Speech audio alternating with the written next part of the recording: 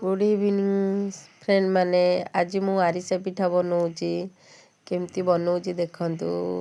गुड़ को पाग करवा गुड़ केमती पाग हला बेली जानिबा ताकू गोटे पानी रे टिके पकेइबा देखिबा हे गला एबे चाउल गुंड करिथिबा चाउल गुंड ए गुड़ पाग रे पकेइकी जंती देबा जंतिया सइले ताकू गोटे पात्र को काढ़ी देबे काढ़ी की अल्प अल्प काढ़िबे काना ठंडा हो ठंडा हो गले ताको आ बनई हेबनी टाण हो फाटिबडा एबे ताको छोट छोट गुला करिकी ताको हाथ रे एमती बनइबे एमती बनइले आरिसा पिठा बनई होला।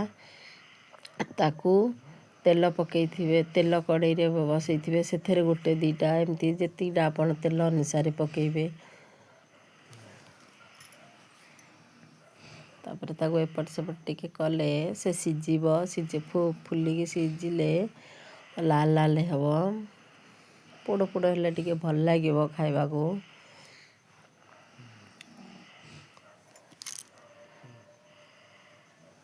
एबे हे गला ताकू काढ़ी की टिके चापी देबे चापी देले तेलटा निगिरी जीव तेल आउ रहिबनी बेसी तेल रहिले देह पाई खराब। ताकू गोटे पात्र को काढ़ी देबे काढ़ी देकी ताकू गोटे थाली रे गोटी गोटी के अलगा करिकी